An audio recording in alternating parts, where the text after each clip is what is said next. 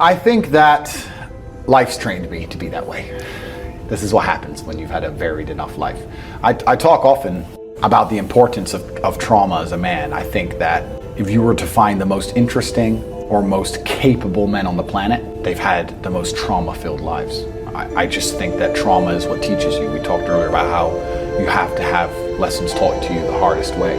If you were to call a Navy SEAL and ask him to protect you going into a building full of assailants, you'd like to think that guy's been through some stuff. You'd like to see some scars, right? You wouldn't want Mr. Fresh-Face to turn up. This is the reason why we instinctively don't trust youth. Because you look at a kid, if a wealth manager walks in and he's 18, you're like, oh, you don't know about life. Nothing's hurt you yet. That's why we trust age. That's why they say that wisdom you must grow into wisdom. You can't just pick it up, right? Trust your elders, listen to your elders, etc. These are age-old ways of thinking. So lessons and trauma, and the more you go through, the better of a man you are. And if you were to find the best men on the planet, I guarantee they've been through a bunch of terrible things. Most interesting people on the planet, usually they've had hard, terrible lives. And you can use that trauma to become a better person, or you can let that trauma consume you and destroy you. But I thank God for all of it, because it gave me endless power to become the person I am.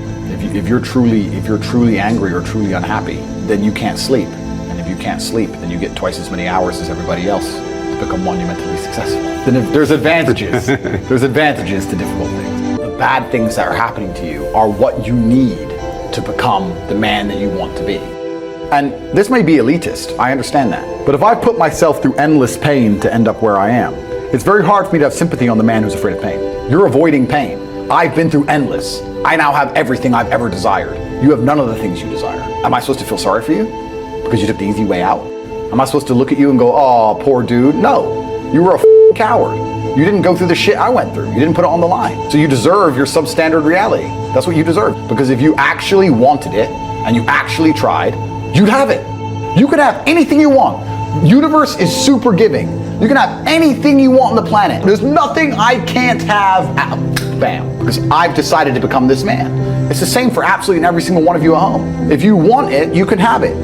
If you're sitting there saying, oh, but I tried my best and I still didn't get it, you're lying. You didn't try your best. That is a lie.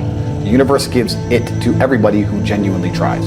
The other men out there is that certain men take that anguish and take that sadness and understand that energy cannot be destroyed. It can only be converted, and use it to build themselves into a man of absolute standing and power, as opposed to sitting around jerking off like you just told me you do. You are a waste. You are wasting your energy. Heartbreak is unlimited motivation. If I was heartbroken, it's been a very long time, but if I was heartbroken, I'd be in the gym every morning. I'd be a beast. I'd be running. I'd be working. I couldn't sleep. I'd be an absolute animal. And you're heartbroken, and what are you doing? Jerking off. I became me through tedious, arduous, difficult, never-ending work. You are wasting your time. You know why God made your girl leave you? Because he wanted to show you that you ain't. He wanted to show you that you are human and you're fallible and that you're very replaceable. So he decided to make you fall in love with a girl, and he decided to make her leave you to show you that you are now it is your job to look at the board, understand what's happened, say, I understand, God, I deserve that. I'm glad she left me and I'm sad because and do something about it. Because if you refuse, if you ignore God's message, next time you fall in love with a bitch, guess what he's going to do? He's going to make her leave you. To remind you once again that you are every single man out here, if you're upset that your girl's leaving you, God is reminding you that you aren't worth it. You need to get up and work so hard that even in the eyes of God, he is proud of you. God loves his creations, which show him their true potential and beauty. By getting up and trying your absolute best and becoming a man of moral standing, he will reward you and bless you. They should have gone to the gym. They fail because they forgot their keys and it took them 10 minutes to find them.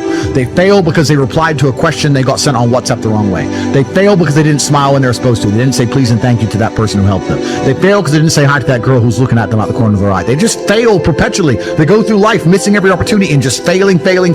And somehow we've built a society which is so soft and God is so giving and so graceful that they still have a place to eat and somewhere to sleep and they're still surviving.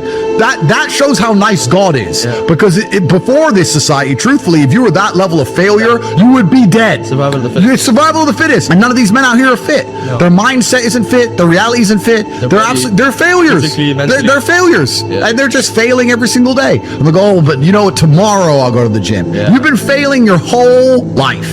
That's all you've done is fail. And then you sit and wonder why people like me absolutely and utterly outcompete you. It is so easy to become a top tier male in the world today because the competition is so ridiculously low.